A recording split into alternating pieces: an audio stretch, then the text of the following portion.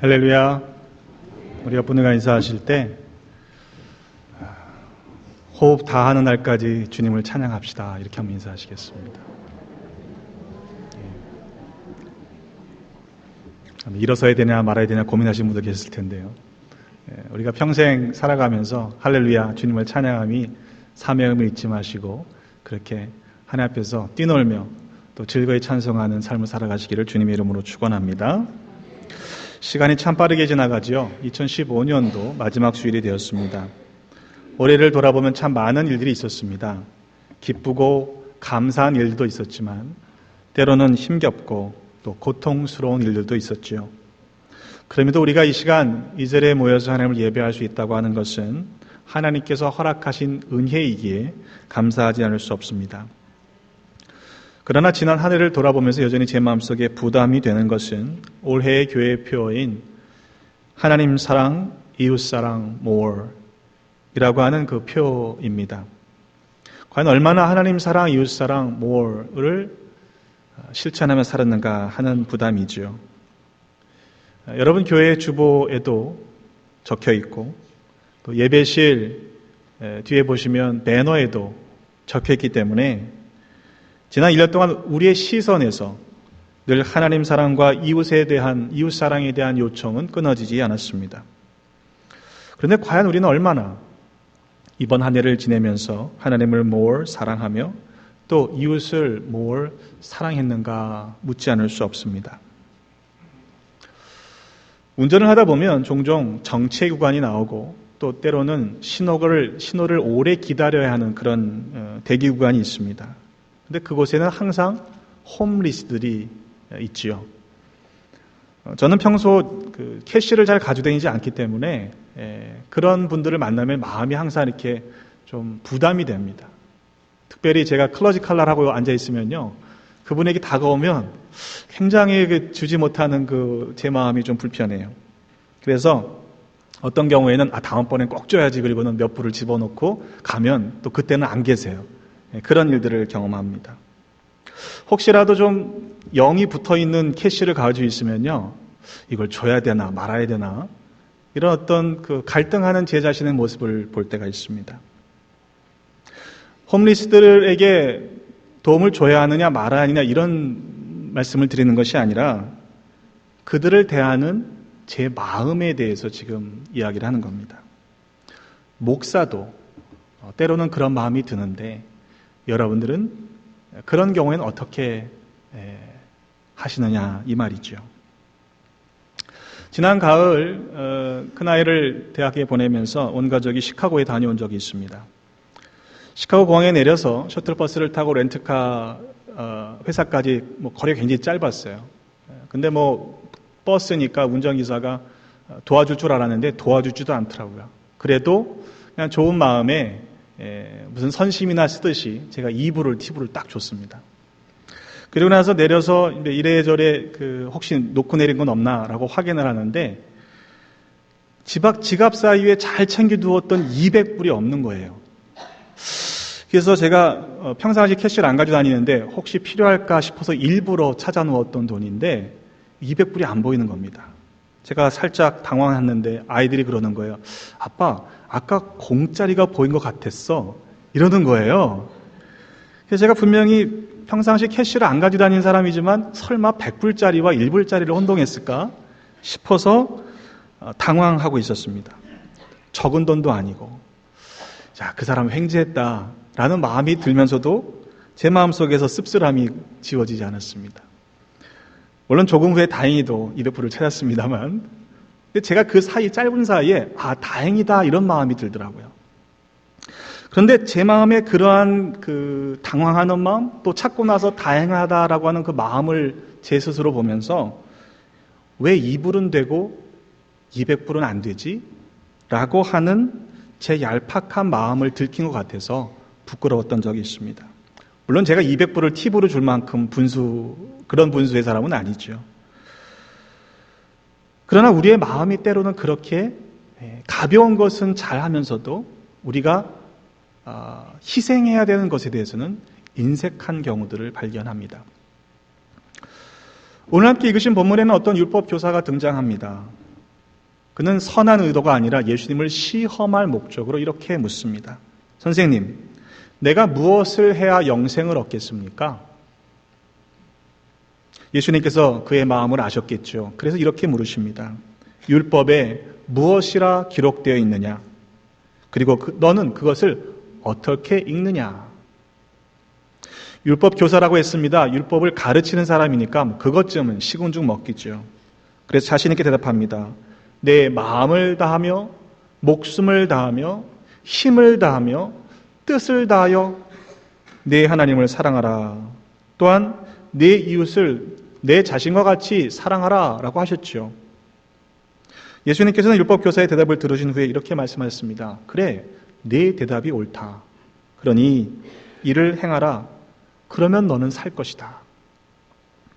너무나 뻔한 대답을 들어서였을까요? 이 율법 교사는 자기를 옳게 보이려고 예수님께 다시 질문합니다.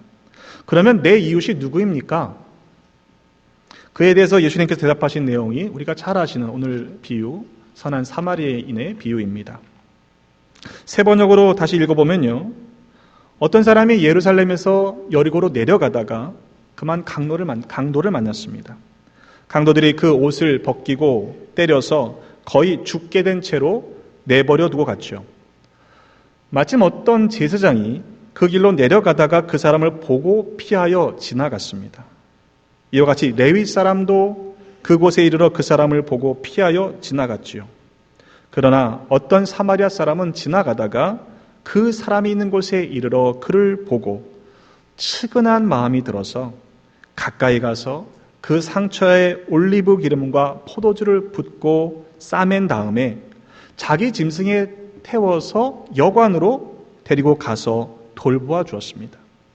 다음날 그는 2 데나리온을 꺼내서 여관 주인에게 주고 말하기를 이 사람을 돌보아 주십시오. 비용이 더 들면 내가 돌아오는 길에 갚겠습니다. 라고 말했습니다. 예수님이 그에게 물으십니다. 이 세 사람 가운데 누가 강도 만난 사람에게 이웃이 되어 주었다고 생각하느냐? 강도 만나고 싶은 사람이 어디 있습니까? 강도 만난 게 그 사람 잘못입니까? 그러길래 왜 혼자 그 위험한 길을 다녔을까요? 가진 것도 많지 않았던 모양입니다. 그냥 옷도 벗겨졌고 거의 죽을 때까지 맞았습니다. 그래도 아직 죽은 것은 아니었죠. 그때 어떤 제사장이 지나갔다고 했습니다. 분명히 그 사람을 보았습니다. 그런데 제사장은 그를 보고 피하여 지나갔죠. 예수님께서는 제사장이 왜 그를 보고 피하여 그냥 지나갔는지 그 이유를 설명하지 않으십니다. 그래도 우리가 추측해보면 제사장에게는 나름대로 이유가 있었지 싶습니다. 아마 놀랐겠죠. 여러분 생각해보세요. 지나가는데 죽은 사람이 있는 거예요. 혹시 강도 만난 사람일 테니 주변에 아직도 강도가 남아있진 않을까 하는 두려움도 있었을 것입니다. 어쩌면 율법에 보면 시체를 만져서 부정하게 되면 안 된다라고 하는 제사장에 대한 규정이 있기 때문에 그것 때문인지도 모르겠죠. 레위기 21장 1절 그리고 11절의 말씀에 보면 제사장들은 그의 백성 중에서 죽은 자를 만짐으로 말미암아 스스로를 더럽히지 말라. 물론 예외는 있습니다만 가족들의 경우에는 또 대제사장의 경우에는 어떤 시체든지 가까이 하지 말라라고 율법에 기록되어 있으니까 혹시 그 이유 때문에 가까이 가지 않은 것이 아닌가 우리가 추측할 수도 있죠. 하지만 그 규정, 그 율법은 죽은 사람에 대한 것입니다. 하지만 우리의 말씀 가운데에는 아직 그 강도 맞는 사람은 죽은 것은 아니었죠. 다음에 등장하는 레위 사람도 똑같은 행동을 합니다. 그곳에 이르러 그를 보고 피하여 지나갔다고 했죠.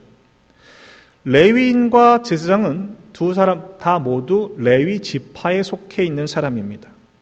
레위 사람들은 성전 예배를 위해서 고용된 사람들이죠. 때문에 제사장과 똑같은 변명을 할 수 있는 이유가 있었다라고 추측할 수 있습니다. 하지만 여전히 예수님은 그들의 변명에 대해서 관심이 없습니다. 그저 종교 엘리트다라고 말할 수 있는 그 시대의 레위인과 제사장이 곤경에 빠진 사람을 보고도 그냥 피하여 지나갔을 뿐입니다. 이 상황을 오늘 말로 한번 바꿔볼까요? 어떤 목사가, 어떤 장로님이, 어떤 찬양대원이 지나가다가 강도 만난 사람을 보고요, 피하여 지나갔습니다. 911에 전화 걸지도 않았습니다. 이런 상황이죠. 그런데 왜 하필 그를 도와준 사람이 그 많고 많은 사람 중에 사마리아 사람입니까? 당시 이스라엘 백성들에게는요, 유대인들에게는 사마리아 사람은요, 혐오스러운 사람들이었습니다. 그러니까 예수님의 말씀을 듣고 있던, 이 비유를 듣고 있던 율법 교사나 청중들은 이 대목에서 별로 기대하지 않았을 것입니다. 왜냐하면 제사장도 지나갔고 레위 사람도 지나갔으니 이 사마리아 사람은 당연히 보고 피하여 지나갔을 것이라고 기대했을 것입니다.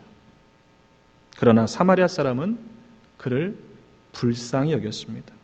그리고 가까이 가서 기름과 포도주를 그 상처에 붓고 싸매고 자기 짐승에 태워 주막으로 데리고 가서 돌보아 주었습니다. 그뿐만이 아니었죠. 그 이튿날 주막 주인에게 데나리온 2를 주며 이 사람을 돌보아 주십시오. 비용이 더 들면 제가 돌아오는 길에 갚겠습니다. 그랬습니다. 이 2 데나리온은요, 오늘 돈으로 치면 약 200불쯤 되는 돈입니다. 예수님께서 이 말씀을 하실 때 듣는 이스라엘 사람들, 유대 청중들은 아마 충격을 받았을 것입니다. 왜냐하면 유대 사람들에게는 이 사마리아 사람은요, 상종 못할 인간들이에요. 이런 경우 있죠. 내가 아무리 힘들어도 그 인간한테는 내가 도움받지 않겠다. 이런 관계인 거죠. 그럴 만한 이유가 저들에게 있었습니다.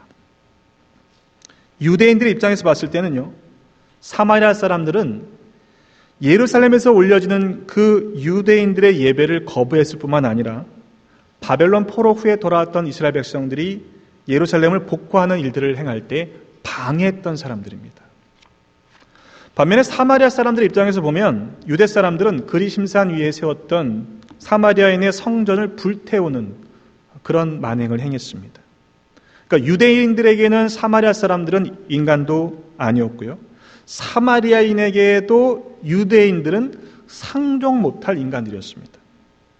이렇게 몇백 년 동안 계속해서 서로 증오와 폭력, 불행한 역사 속에서 그것이 이어져 오면서 서로에 대한 상대방들에 대해서 인간 취급하지 않던 나름대로의 각자 이유가 있었던 관계입니다. 그런데 오늘 본문에 등장하는 이 사마리아 사람은요, 그렇게 미워해도 누가 뭐라고 하지 않을 만한 시대를 살고 있었음에도 그 미워할 만한 정당한 자신의 이유에 매달리지 않았습니다. 그저 자기 앞에 도움이 필요한 그 사람을 보았고 그 사람을 향해 손을 내밀었습니다. 사마리아인이나 유대인이냐, 이걸 따지질 않았어요.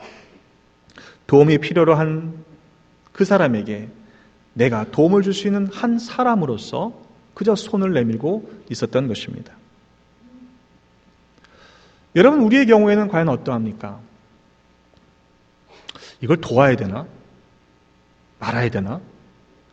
아마 그 상황에 대해서 스스로의 이유를 찾는데 더 시간을 많이 쓰고 있지는 않는가. 정작 도움이 필요한 사람은 정말 절박하게 지금 구원을 요청하고 있는데 내가 혹 보고도 피하여 지나가고 있지는 않는가 말입니다.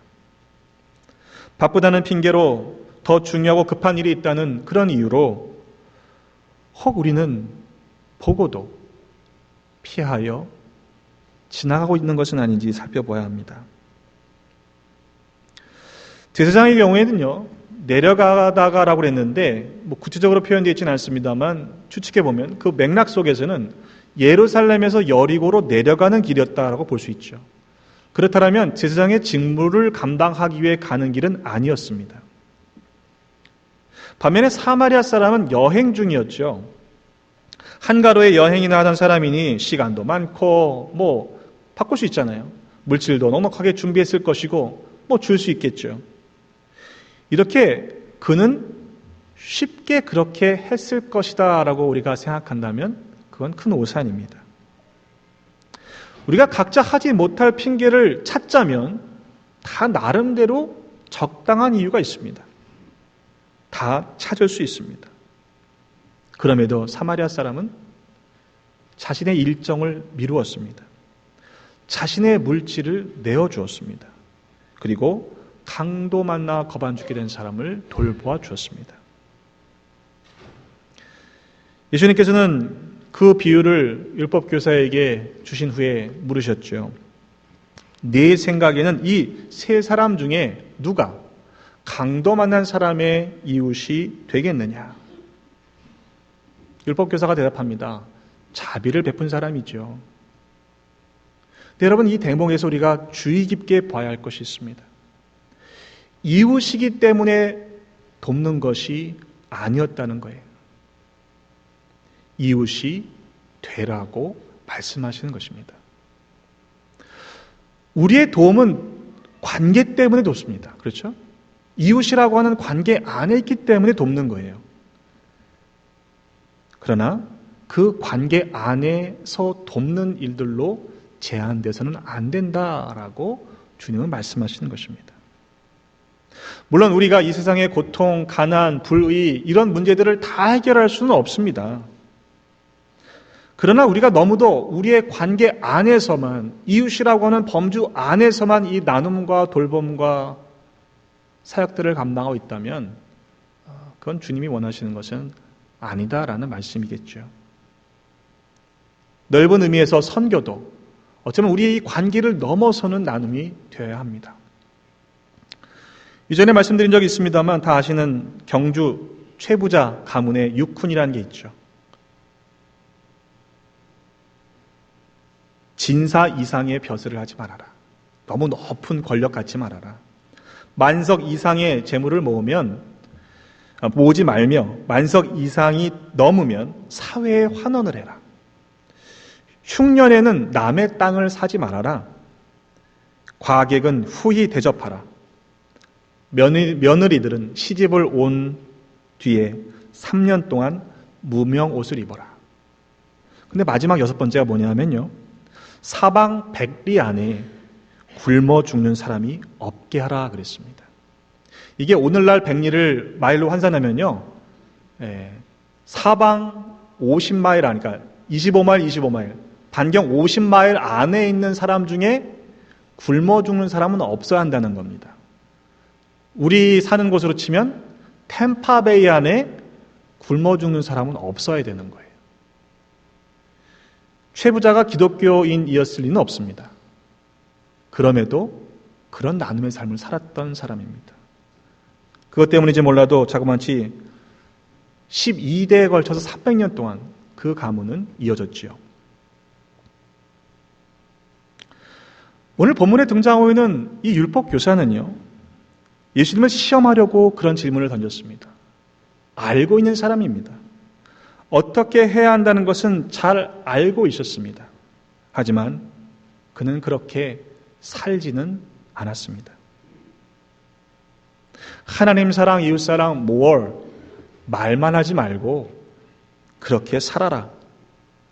주님은 지금 우리에게 말씀하시는 것입니다. 아는 것과 사는 것이 달라서야 되겠니? 믿는 것과 행하는 것이 일치되어야 하는 것 아니겠니? 요한일서 3장 17절로 18절의 말씀에 보면 사도 요한은 이렇게 말씀하죠. 누가 이 세상의 재물을 가지고 형제의 궁핍함을 보고도 도와줄 마음을 닫으면 하나님의 사랑이 어찌 그 속에 거하겠느냐. 자녀들아, 우리가 말과 혀로만 사랑하지 말고 행함과 진실함으로 하자 그랬습니다.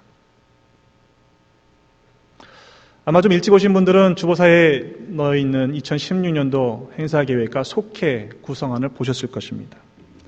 아마도 선호가 있을 거예요. 잘 됐다. 어떤 분은 이게 뭐냐 이런 분이 있겠죠. 내년부터는 목회실의 역할들이 조정되기 때문에 속회를 전담할 우리 유태인 목사님께서 전체적인 일정들을 2달 정도 계속해서 바꿔가면서 조정해서 나온 결과입니다.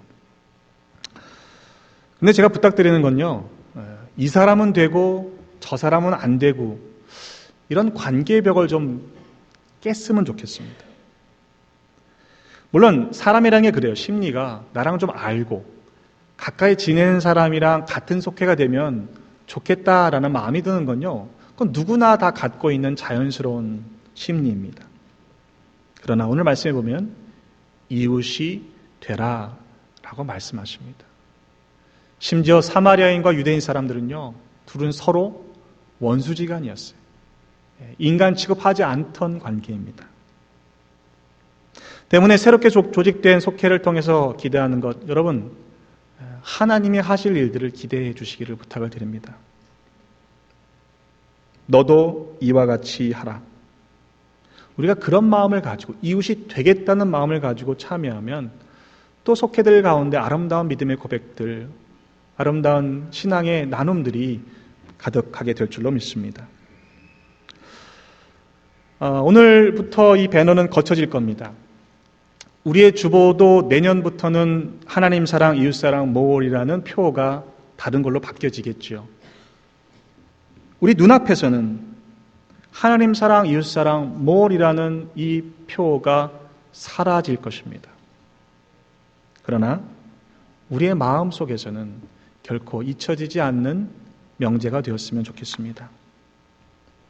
올 한 해 마지막 주일 예배를 드리면서 또한 새로운 한 해를 맞이하는 이 즈음에 우리 모두가 하나님 사랑 more, 이웃 사랑 more, 그렇게 날마다 성숙한 믿음을 가지고 살아감으로 말미암아 예비하신 복된 일들을 경험하시는 우리 모두가 되시기를 주님의 이름으로 축원합니다.